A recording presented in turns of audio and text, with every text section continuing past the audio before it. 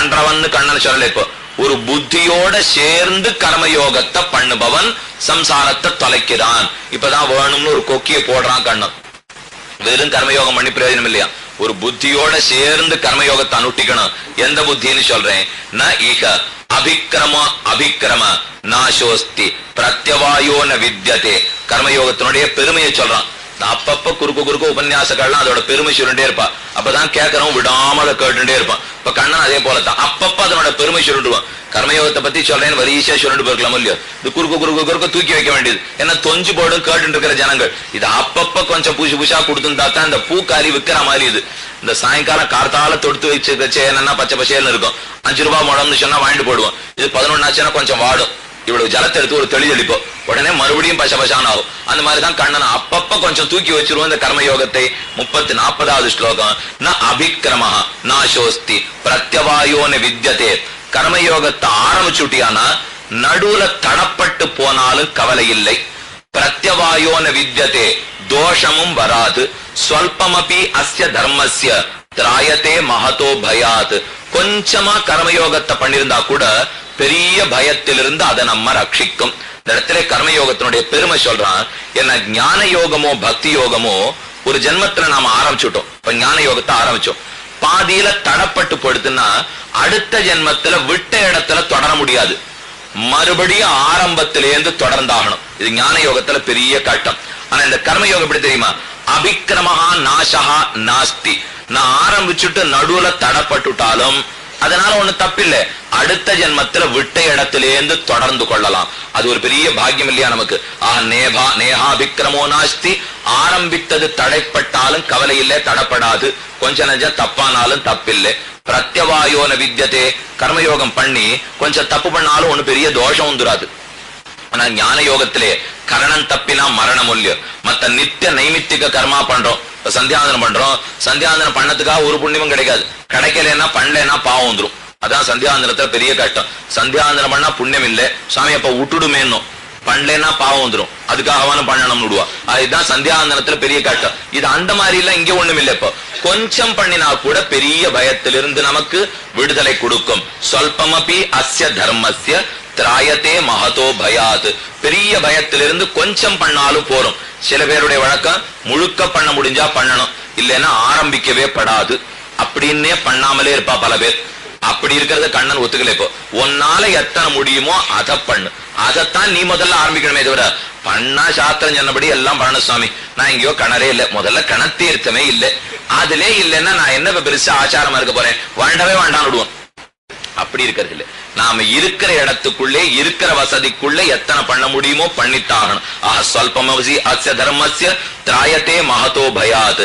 41வது ஸ்லோகம், விவசாயாத்மிகா புத்திஹி ஏகேஹ குருநந்தன பகுஷாகாஹ அனந்தாஸ்ச புத்தயஹ அவ்யவசாயினாம். இந்த ஸ்லோகம் உயிரான ஸ்லோகம். அதாவது விவசாயாத்மிகா புத்திஹி, ஒரு செயல் ஆரம்பிக்கிறோம். ஆத்ம சாட்சா்காரத்தை குறித்து நான் கர்மயோகத்தை ஆரம்பிக்கிறேன் இல்லையோ, அப்ப என்னுடைய குறி எதுல இருக்கு, ஆத்ம சாட்சா்காரத்துல மட்டும்தான். அந்த புத்திக்கு தான் விவசாயாத்மிகான்னு புத்தி.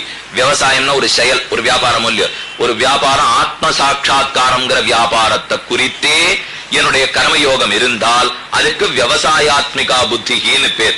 அப்ப கண்ணு பார்வை இப்படி அப்படி போகவே போகாதுன்னு அர்த்தம். ஒரே நிலக்குத்தல பார்வை வச்சுட்டேன். விவசாயாத்மிகா புத்தி ஏகேக குருநந்தன, அந்த புத்தி ஒன்னே ஒண்ணுதான். ஆனா பகுஷாகாகி அனந்தாச்ச, நிறைய கிளைகளோட நிறைய புத்தி. அவ்யவசாயினாம், ஆத்ம சாட்சா்காரத்தை தவிர மத்த பலத்துல ஆசை வச்சு நிறைய கர்மா பண்றா பாரு, அதெல்லாம் நிறைய புத்திகள். இந்த நிறையான்னு இருந்தாலே எல்லாத்திலையும் வாய வச்சா போலேன்னு ஒண்ணு சொல்லுவோம் இல்லையோ, அதுதான் கண்ணன் சொல்றான். இப்போ ஒன்னா இருந்ததுன்னா அர்ஜுனா ஒழுங்கா பண்ண முடியும். எல்லாத்திலையும் ஆரம்பிச்சியானா கடைசியில ஒண்ணு கூட உருப்படாது. எல்லாத்தையும் ஆரம்பிப்போம். சொர்க்கம் வேணும், புத்திரம் வேணும், பத்னி வேணும், படிப்பு வேணும், இது வேணும், அது வேணும், எல்லாம் அதது கொஞ்சம் கொஞ்சம் கொஞ்சம் கொஞ்சம் கொஞ்சம் எல்லாத்தையும் வாய வச்சுட்டான்னா இந்த காமிய கர்மங்கள்லாம் உனக்கு பலத்தை கொடுக்கவே கொடுக்காது. இதெல்லாம் நிறைய இருக்கும் இல்லையோ, அப்ப புத்தி ஏக்கமா இல்லேன்னு அர்த்தம். இந்த புறாவை அடிக்க சொன்னா அர்ஜுனனை துரோணாச்சாரிய பரீட்சை வச்ச கதை எல்லாருக்கும் தெரியும். இந்த ஒரு புறாவை வச்சுட்டு அதனுடைய கண்ணை பார்த்து அம்ப விடுன்னு சொன்னார் துரோணாச்சாரியர். முதல்ல துரியோதன வந்தான், அம்ப ஏத்துட்டான், வில்லுல நாண பூட்டினான். பூட்டின உடனே பார்த்து அடிக்க போறியான்னார். புறா தெரியறதான்னா தெரியறதுன்னா, மரம் தெரியறதானா தெரியறதுன்னா, காடு தெரியறதானா தெரியறதுன்னா, நீ அடிக்கவே வேண்டாம் போயிட்டு வான்னு அவர் திரும்பி போயிட்டான். அடுத்தது அஸ்வத்தாமா வந்தான். காடு தெரியறதா தெரியலேன்னு விட்டான், மரம் தெரியறதா தெரியலேன்னு விட்டான், புறா கால் தெரியறதா தெரியறதுன்னா அடிக்க வேண்டாம் போயிட்டு வான்னு விட்டார். அடுத்த அர்ஜுன வந்தான். மரம் தெரியறதா தெரியல, கால் தெரியறதா தெரியல, புறா தெரியறதா தெரியல, கண்ணு தெரியறதா தெரியறதுன்னா அடிச்சுருன்னு விட்டார். அது தெரிஞ்சா மட்டும்தான் நம்ம அடி நிக்குமே தவிர எனக்கு ஊர்ல இருக்கிற எல்லாம் கண்டப்பட்டதுன்னா நடக்கவே நடக்காது. அதனால விவசாயாத்மிகா புத்திக்கு ஆத்ம சாட்சா்காரத்தை குறித்து பிரயத்தனம் பண்ணாதான் ஏகாகிர சித்தம்னு சொல்றோம் இல்லையோ, மனசு அதை விட்டு இப்படி அப்படி ஓடவே கூடாது.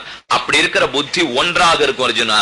அதை விட்டுட்டு நீ கண்டதுல இந்த பலம் இந்த பலம் இந்த பலம் எல்லா பலத்துக்கும் ஆசைப்பட்டியானா அந்த புத்தி ஒன்றாக இருக்காது. பகுஷாக்காக அனந்தாச்ச நிறையான அடுத்தினாலே நமக்கு பலன் கிடைக்காதுன்னு அர்த்தம்.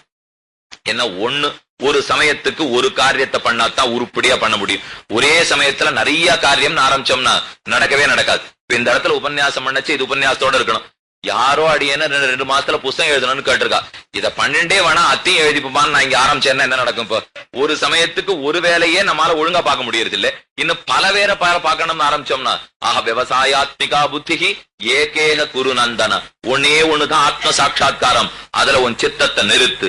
அப்படி இல்லாமல் பகுஷாக்காகி அனந்தாச்ச புத்தையா அவ்வவசாயினாம், காமியார்த்தமான புத்திய வெய்யறான் கண்ணன் இந்த ஸ்லோகத்திலே.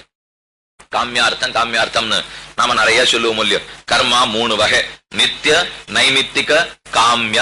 நித்திய கர்மானுஷ்டானம்ங்கிறது சந்தியாவந்தனாதிகள், நைமித்திகம்ங்கிறது அமாவாசை தர்ப்பணம், மாச பிரவேச தர்ப்பணம், கிரகண தர்ப்பணம், இதெல்லாம் நைமித்திகம். ஏன்னா ஏதாவது ஒண்ணு வந்ததுன்னா அதுக்காக பண்றோம் இல்லையோ நைமித்திகம். காமியம்னா சொர்க்கம் வேணும் ஜோதிஷ்டோம யாகம் பண்ணு, பிள்ளை வேணும் புத்திரகாமேட்டி யாகம் பண்ணு, பணம் வேணும் வாயவ்ய யாகம் பண்ணு, எதிரி பொண்ணு சேனை யாகம் பண்ணு, இதெல்லாம் காமியம்னு பேர். ஒண்ணு பலனை எதிர்பார்த்து பண்றோம் இல்லையோ. காமிய நித்திய நைமித்திக. இதுல நித்திய நைமித்திக கர்மாக்களை பண்ணித்தான் ஆகணும். காமிய கர்மாக்கள் பக்கம்தான் சீவைஷ்டவன் போறதே கிடையாது. நித்திய கர்மானுஷ்டானமோ நைமித்திகமோ நம்மளை விடவே விடாது. அந்த நித்திய நைமித்திகங்களையும் பலத்துல ஆசை இல்லாத பண்ணணும். அதான் ரொம்ப முக்கியம். இந்த இடத்துல அர்ஜுனனுக்கு ஒரு சந்தேகம் வந்தது. ஆத்ம சாட்சா்காரத்தை மட்டும்தானே குறிக்கோளா வச்சுக்கணும்னு சொன்னேன் கர்மயோகத்துக்கு. சரி பண்றேன். அப்ப சந்தியாவந்தனத்துக்கு ஆத்ம சாட்சா்காரம் குறிக்கோளான்னு கேட்டான். ஏன்னா அது பண்ண ஆத்ம சாட்சா்காரத்துக்கு மட்டும்தானே பண்ணணும். அப்ப சந்தியாவந்தனத்துக்கு அதுதானா? அர்ஜுனா நீ பண்ற கர்மயோகத்துக்கு இதெல்லாம் உதவி பண்ணும்னுட்டா.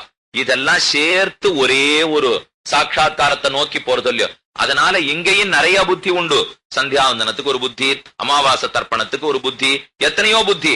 ஆனா இந்த புத்தி எல்லாத்தையும் சேர்த்து ஒண்ணுட்டான் கண்ணன். ஏன்னா இது அத்தனையும் சேர்த்து ஒரு முடிவை நோக்கி போறது இல்லையோ, அதனால ஒரே புத்தி.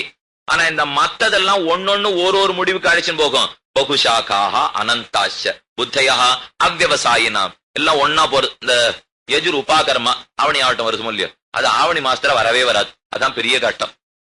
ஆவணி ஆவட்டம் இருப்போம். அது அந்த 3 மாசத்துக்குள்ள எந்த மாசத்துல வேணா வரும். அது ஏதோ ஆவணி ஆவட்டம்னு சொல்லிட்டு இருக்குமே தவிர அதற்கு ஆவணி மாசத்துக்கும் ஒண்ணு பெரிய தொடர்பும் கிடையாது. அது எஜுர் உபாகர்மா இல்ல ரிகு உபாகர்மா சாம உபாகர்மா. இந்த உபாகர்மால 11:30 மணிக்கு ஒரு தர்ப்பணம் பண்ணுவோம். காண்டரிஷி தர்ப்பணம்னு பேர். இப்ப எல்லாம் கிளம்பி போன சுவாமி 7:30 நீர் 11:30 உம்ம ஊர்ல வேணா அது இருந்துட்டு இருக்கலாம். நமக்கு அதெல்லாம் இல்ல. 6:30 மணிக்கு ஜபம், அடுத்தது 7:30 தர்ப்பணம். என்ன எங்களுக்கு துவய அனுசந்தானம் ஆயிண்டே இருக்கணும். அதானத்தானே மேற்கொண்டு வேலை ஓடும். உஷ்ணமா பானை 7:30 உள்ள இறங்கினாத்தான் பிராணனே தரிக்கும். நீர் 11:30 மணிக்கு தர்ப்பணம்னு சொன்னீர்னா அது வரைக்கும் சாப்பிடாது இருக்கிறதுக்கு ஆராலையான முடியுமா? இந்த காண்டரிஷி தர்ப்பணம்ங்கிறது 11:30 மணிக்கு பண்ணுவா. அந்த தர்ப்பணத்துக்காக முன்னாடி யஜ்ஞோபவீத தாரணம் பண்ணிப்போம். யஜ்ஞோபவீதத்துக்கு அதுக்கு முன்னாடி ஸ்நானம் பண்ணுவோம். அதுக்கு எப்படி போய் பண்ணிப்போம் தெரியுமா? சங்கல்பம் பண்ணிக்கிறோமோ இல்லையோ. சொல்லச்சே காண்டரிஷி தர்ப்பணம் கரிஷே, அதற்கப்புறம் ததங்கம் யஜ்ஞோபவீத தாரணம் கரிஷே, ததங்கம் ஸ்நானமகம் கரிஷே. நான் 3 அன்னைக்கு பண்ணிப்பா. உடனே கண்ணனை பார்த்து அர்ஜுனன் கேக்குறான், அப்ப 3 இருக்கேது ஒன்னா இல்லையேன்னா? இவன் இத்தனை நாள் சொல்லிட்டு இருக்கிறது ஒரு ஆத்ம சாட்சா்காரத்தை பத்தி, ஒரே ஒரு புத்தி இருக்கணும் நானும் இல்லையோ. இப்ப கண்ணனே நீயே 3 சங்கல்பம் பத்தி சொல்லிட்டேன்னா, ஐயோ அர்ஜுனா தப்பா தெரிஞ்சுட்டே. யஜுருபா கர்மா தான் லட்சியம்.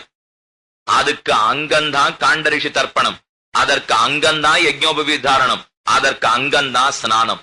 இது இத்தனையும் சேர்ந்து லட்சியம் ஒரே இடத்துக்கு தான் போகுமே தவிர பல லட்சங்களை குறித்து போகாது. அதனால அந்த புத்தி எல்லாம் ஒரே புத்தி, ஏகாகிர சித்தத்தோட ஆத்ம சாட்சா்காரத்தை நினைத்து மட்டும்தான் கர்மயோகம். மத்த பலத்துல மனசை வைக்கவே வைக்காதே. கர்மயோகத்துக்கு ஒரே பலம் ஆத்ம சாட்சா்காரம். ஸ்லோகம் 41. அதுக்கு மேல 42வது ஸ்லோகத்துல அழகா சாதிக்கிறான். யாமிமாம் புஷ்பிதாம் வாச்சம் பிரவதந்தி அவிபஷ்சிதா வேதவாதரதாக பார்த்த நான்யதஸ்தீதி வாதினா. 42, 43, 44 இந்த 3 ஸ்லோகத்தையும் நீங்க ஒன்னா சேர்த்து பாத்துக்கலாம். அர்த்தம் ஒன்னேதான். என்னன்னா அர்ஜுனன் ஒரு கேள்வி கேட்டானா. என்ன கேள்வின்னு இப்ப கேட்டான்னா, அப்ப காமிய கர்மாக்களை பத்தி வேதத்துல நிறைய சொல்லியிருக்கே, ஏன் சொன்னேன்? இது அவன் அடிமடியிலேயே கை வச்சுட்டான். இப்போ ஏன்னா வேதத்துல தானே இது இத்தனையுமே சொல்லியிருக்கு. இப்ப ஜோதிஷ்டோம யாகம் பண்ணா சொர்க்கம் கிடைக்கும்னு வேதத்துலதான் இருக்கு. வாயவ்ய யாகம் பண்ணா ஐஸ்வர்யம் கிடைக்கும்னு வேதத்துலதான் இருக்கு. சேனை யாகம் பண்ணா விரோதிப்படுவன்னு வேதத்துலதான் இருக்கு. உன்னை யாரு சொல்ல சொன்னா இப்ப விட்டுடுன்னு எதுக்கு சொல்லிட்டு இருக்கேப்ப? அது சொல்லாமலே இருந்திருக்காம இல்லையோன்னு கேள்வி கேட்டான். அர்ஜுன் கண்ணன் முதல்ல வெய்யறான் இந்த காமிய கர்மாவை பத்தி பேசுறவாளை. யாமிமாம் புஷ்பிதாம் வாச்சம் பிரவதந்தி அவிபஷ்சிதா. வெள்ள சிற்றறிவாளர்கள், புல்லறிவாளர்கள். அவிபஷ்சிதான்னா ஒழுங்கான ஞானம் இல்லேன்னு அர்த்தம். இவ பேச்சு எப்படி இருக்குன்னு தெரியுமா? யாமிமாம் புஷ்பிதாம் வாச்சம், பூ பூத்தாப்புல இருக்கும் பேச்சு. சில மரங்கள்லாம் பூ பூத்துட்டு விட்டுடும், அது காய்க்காது பழுக்காது. அந்த மரத்தை யாரும் ஆதரிக்கவே மாட்டா. பூக்கணும், காய்க்கணும், பழுக்கணும், அப்பதானே மரத்துக்கே பெருமை. இவ பேசுற பேச்செல்லாம் இருக்கே அர்ஜுனா, பூ பூத்தாப்புல பேசுவா. சொர்க்கம் கிடைக்கும், அது கிடைக்கும், இது கிடைக்கும், வெறும் பூ பூத்த வாக்கியம். அவர்களும் வேதத்தை தெரிஞ்சுட்டு வாதான். வேத வாதரதாக பார்த்த, வேதத்தை நன்னா கத்துண்டு வாதம் பண்றதுலதான் அவளுக்கு ஆசை. அப்படின்னா தாம் பிடிச்ச முயலுக்கு 3 கால்னு சொல்றவான்னு அர்த்தம். வேதத்தை தெரிஞ்சுட்டு சொர்க்கத்தை தவிர வேதத்துல சொல்லப்பட்ட சிறந்த பலன் கிடையாது என்ன வேணும்னு வாதம் பண்ணி எல்லாரையும் தப்பான வழியில அழைச்சின்னு போடுவாளாம். அவ வார்த்தையை நம்பவே நம்பாத அர்ஜுனா. வேதவாதரதாக பார்த்த ந அந்நது அஸ்தி. சொர்க்கத்தை தவிர வேறொரு பலன் இருக்குன்னு பேசவே மாட்டா. சொர்க்கம் மட்டும்தான் அவ கண்ணப்பட்ட பலன். கண்ணன் சொர்க்கத்தை பிடிச்சுன்னு நன்னா வெய்யறாப்போ. வேதவாதரதாக பார்த்த நான்யதஸ்தீதி வாதினஹா. வேற ஒண்ணும் கிடையாதுன்னு சொல்லுவா. இவளுக்கு ஆசை காமாத்மானஹா. காமக்கு இது வேணும், இது வேணும், இது வேணும், வேணும்னு சொல்லி அழுதே தீத்துருவன். காமாத்மானஹா ஸ்வர்கபராக. சொர்க்கம் கிடைக்கிறதுதான் ஆசை. ஜென்ம கர்ம பலப்பிரதாம். இவாளுக்கு என்னமோ தெரியல அர்ஜுனா, சொர்க்கத்துக்கு போயிட்டா திரும்பி இங்கதான் வரணும், நரகத்துக்கு போயிட்டா திரும்பி இங்கதான் வரணும். அடிப்பட்ட பந்த போல இந்த பூமண்டலுக்கு திரும்ப திரும்ப வரணும். ஜென்ம கர்ம பலப்பிரதாம். இது திரும்ப திரும்ப ஜென்மத்தை கொடுக்கும், திரும்ப திரும்ப கர்மாவை கொடுக்கும். அந்த கர்மாலதான் இவனுக்கு ஆசையா இருக்கு. ஒரு தெரியா விடுதலை அடையிற கர்மயோகத்துல இவனுக்கு ஆசை வந்துடுறதில்லை. கிரியா விசேஷ பகுலாம். நிறைய வேற பண்ணணும். இந்த காமிய கர்மாவுக்கு ஏதானு ஒண்ணு பண்ணணும்னு ஆரம்பிச்சோம்னா, இப்படி நில்லு, இப்படி நில்லு, எஜமானன் இப்படி இருக்கணும், அந்த சங்கல்பம், இந்த சங்கல்பம், இந்த தட்ட தூக்கினுவா, அசவை கீழவை, 1000 பண்ணணும்னு. ஆத்ம சாட்சா்காரத்துக்கு நான் கட்டமே படுத்த மாட்டேன் அர்ஜுனா. ஒரே புத்தி தான். அது எவ்வளவு சுலபமா உனக்கு கிடைக்க போறது தெரியுமா?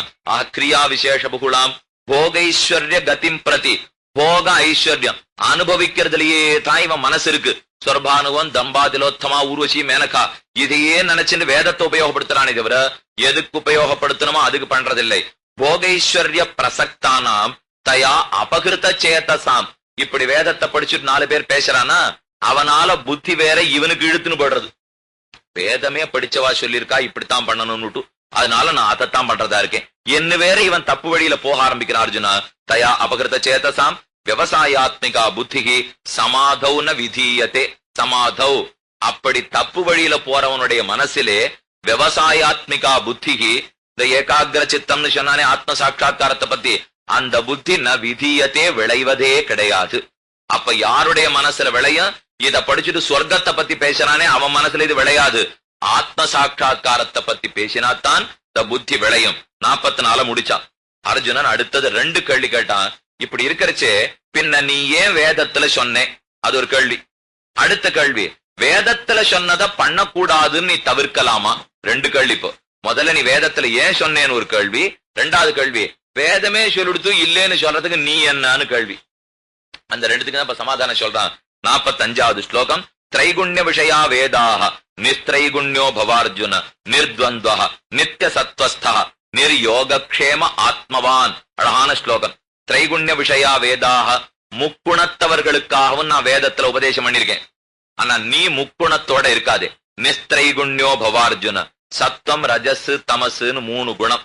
அதுல சத்துவ குணம்ங்கிறது நல்ல ஞானத்தை கொடுக்கும். ரஜோ குணம்ங்கிறது ஆசையும் கோபத்தையும் விளைக்கும். தமோ குணம்ங்கிறது தூக்கத்தையும் மயக்கத்தையும் கொடுக்கும். இதான் இந்த 3 குணத்தோட வேலை. ஆழ்வார் சாதித்தார், முக்குணத்தில் 2 ஒன்னினில் ஒன்னி நின்னுன்னு பாசுரம். திருவழுகூத்திருக்கைங்கிற பிரபந்தம் திருமங்கை ஆழ்வார் ரதபந்தமா அதை பாடினார். திருக்குழந்தை கும்பகோணத்துக்குள்ள போனோம்னா உள்ள நுழைஞ்சோடனே துவஜஸ்தம்பத்துக்கு இடது பக்கம் பெரிய படம் வரைஞ்சி வச்சிருப்பா. ஒரு தேர் படம் வரைஞ்சி இந்த பாட்டு முழுக்க அதுல சப்தமா எழுதி வச்சிருக்கும். 1 2 3 4 4 3 2 1 1 2 3 4 5 6 7 7 6 5 4 3 2 1 இப்படிதான் ஆழ்வார் பாட்டா பாடிண்டே இருப்பார். ஒரு பாட்டு பார்ப்போமா நாம? நார்த்திச நடுங்க அஞ்சரைய பறவையேறி நால்வாய மும்மதத்து ஈசவி ஒரு தனிவேழத் தரந்தை. இது திருவிழுகுத்திருக்க பாசுரம். நார்த்திச நடுங்க அஞ்சரைய பறவையேறி நால்வாய மும்மத திருச்செவி ஒரு தனிவேழத் தரந்தை. 4 5 4 3 2 1 இப்படியே போயிட்டு கணக்கு வருது இல்லையோ? அது போலத்தான் கணக்குல இந்த பாசுரம். முக்குணத்தில் இரண்டனை அகற்றி ஒன்றினில் ஒன்றி நின்னு 3 குணத்திலே 2 விலக்கிடு 1 மட்டும் பிடிச்சுக்கோன்னார். சொல்லிண்டே இருக்கிறச்சே ஒருத்தன் கோடியிலேருந்து எழுந்து நின்னான். இத ரொம்ப நாளா அடியன் பண்ணிட்டு இருக்கேன் சுவாமின்னா.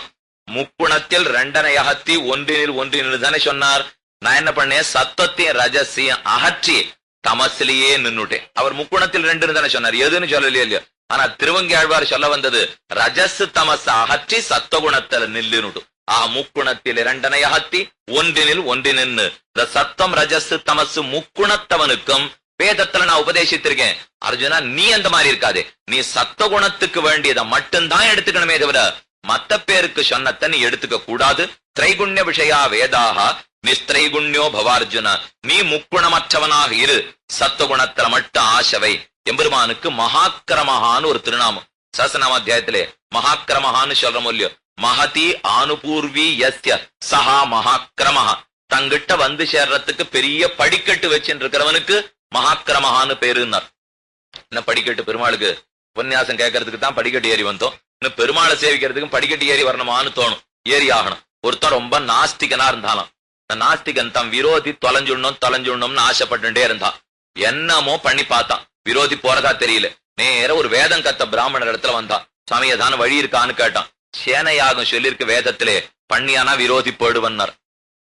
பார்த்தான், சரி எத்த தின்னா பித்தம் தெளின்னு அவனுக்கு ஆசை. சரி பண்ணி வச்சிருவோன்னு சேனையாகம் பண்ணா. வேத நூல் ஓதுகின்றது உண்மை, விரோதி படுத்து பிராணம் படுத்து விரோதிக்கு. உடனே கொஞ்சம் நம்பிக்கை துளிர் விட ஆரம்பிச்சது வேதத்துல. இப்ப அவன் நாஸ்திகன், இத்தனை நாள் வேதத்தை திரும்பியே பார்க்க மாட்டான். இப்ப விரோதி போயிட்டான் இல்லையோ, வேத நூல் உண்மைதான் சொல்றது போல் இருக்குன்னு கொஞ்சம் நம்பிக்கை வந்தது. கொஞ்ச நாள் கழிச்சு பார்த்தான், விரோதி போயிட்டான். ஒரு விரோதி போயிட்டா எல்லாம் நன்னா இருக்கும்னு தப்பு கணக்கு போட்டான். அப்புறம் 10 விரோதி வருவான்னு அவனுக்கு தெரியாது படுத்து. பாவம், விரோதிகளா வந்துட்டே இருந்தா. அப்புறம் யோசிச்சான், இவாளை பத்தி கவலைப்பட்டு பிரயோஜனம் இல்ல, எங்கிட்ட பணம் இருந்துட்டா கட்டமே வராதுன்னு தோணித்து. என்னென்னமோ பண்ணி பார்த்தான், சம்பாதிக்க முடியல. மறுபடியும் அந்த பிராமணர்கிட்ட வந்தான், வேதத்திலே தான் இருக்கான்னா. அவர் சொன்னார், வாயவ்ய யாகம் பண்ணு. வாயவ்யம் ஸ்வேதம் ஆலபேத பூதிகாமஹா வாயுர்வே க்ஷேபிட்டா தேவதா. ரொம்ப வேகமான யாகம், வாயு யாகம் பண்ணு. ஊர்கோடியில அடிச்சு எல்லா இடத்துலயும் குப்பை சத்த கூட சேர்ந்துருக்கும். ஒரு காத்து அடிச்சதுன்னா ஒரே இடத்துல கொண்டு சேர்த்துரும். அந்த மாதிரி நீ வாயவ்ய யாகம் பண்ணியானா ஊர் முழுக்க எல்லா வீட்டுல இருக்கிற சொத்தும் உன் வீட்டுக்கு வந்துடும், பண்ணுன்னார். இவன் சரி பண்ணித்தான் பாப்பமே, ஏற்கனவே விரோதி போயிட்டானோ இல்லையோ, கொஞ்சம் நம்பிக்கை இருக்கு. சரின்னு வாயவியாகம் பண்ணா. உண்மை, நிறைய பணங்காசு வந்துருது. பணங்காசு வச்சுட்டு சௌக்கியமா இருக்கலாம்னு பார்த்தா ஏற்கனவே 10 பேரா இருந்த விரோதி இப்ப 100 பேர் ஆயிட்டான். அப்பதான் தெரிஞ்சுன்னா இதனாலேயே பிரயோஜனம் இல்லை. ஒரு கல்யாணம் பண்ணிண்டா நமக்குன்னு இருப்பான்னா கல்யாணம் பண்ணிட்டான். குழந்தை பிறக்கல ரொம்ப நாள் இருக்கான்னு போய் கேட்டான். புத்திரகாமேட்டி யாகம் பண்ணு, குழந்தை பிறக்கும்னார். பண்ணா குழந்தை பிறந்து கொடுத்து. சரி குழந்தை பிறந்தா மகா சௌக்கியம்னா. அது 25 வயசு வரைக்கும் மார்பலையும் தோல்லையும் போட்டு வளர்த்தான். 25 வயசு அப்புறம் நீ அப்பனான்னு வந்து கேட்டுது. இந்த பிள்ளை இதுக்காகவா இத்தனை நாள் நான் வளர்த்தேன், இது பிரயோஜனமே இல்லைன்னா இந்த ஊர்ல இருக்கிறது இனிமே பிரயோஜனம் இல்லைன்னு தெரிஞ்சுட்டான். ஆகாசத்தை பார்த்தான். பார்த்தா இதுக்கு மேல போறதுக்கு ஏதான இடம் இருக்கா? பிராமணர்கிட்ட போனான். இருக்கே, ஜோதிஷ்டோமேன சொர்க்க காமோ யஜேத. ஜோதிஷ்டோம யாகம் பண்ணா சொர்க்கம் கிடைக்கும், போயிட்டு வான்னார். அவரையே வச்சு ஜோதிஷ்டோம யாகம் பண்ணா சொர்க்கத்துக்கு போயிட்டான். போனா ரம்பா, திலோத்தமா, ஊர்வசி, மேனகா எல்லாரும் நாட்டி ஆடிட்டு இருக்கா. பார்த்துட்டே இருந்தா ரொம்ப சந்தோஷமா. ஒரு நாள் திடீர்னு ஒருத்தர தலகுப்புற பிடிச்சு கீழே தள்ளிண்டா. ஸ்வர்கேபி பாத பீதஸ்ய ஷயிஷ்ணு நாத்தர நிவிருத்திகி. ஸ்வர்கேபி பாத பீதஸ்ய. சொர்க்கத்துக்கு போன அப்புறம் கூட ஒருத்தனை பிடிச்சு தள்ளிண்டா. ஏ ரம்பே, ஏன் பிடிச்சு தள்ளுறேன்னு கேட்டான் அவன். அவனுக்கு பண்ண புண்ணியம் முடிஞ்சு போயிடுச்சு, பிடிச்சு தள்ளுறேன்னா. என்ன தள்ளுவியோன்னு கேட்டான். இன்னைக்கு தள்ள மாட்டேன், 10 நாள் கழிச்சு தள்ளுவேன். ஆகும், இன்னைக்கு உனக்கு இன்னும் புண்ணியம் முடியல, தள்ள மாட்டேன், 10 நாள் கழிச்சு நீ விழ வேண்டியதான்னா. அப்ப கீழே வந்து விழுந்து தெரிஞ்சுட்டா சொர்க்கமும் நித்தியம் இல்லைன்னு. இப்ப என்னாச்சு? மறுபடியும் இந்த பிராமணர்கிட்ட வந்தான். வந்து சொர்க்கத்தை விட மேலேதான் இருக்கான்னா. ஸ்ரீவைகுண்டம் இருக்குன்னார். அங்க போறதுக்கு எந்த யாகம் பண்ணணும்னு கேட்டான். சுவாமி, அதுக்கு யாகம் எல்லாம் பண்ணி போக முடியாது, சரணாகதி ஒண்ணுதான் வழி, பக்தி ஒண்ணுதான் வழி, பண்ணுன்னு அவர் சொன்னார். இப்போ ஒரே ஒரு கேள்வி கேட்போமா, இவன் முதல்ல விரோதி போக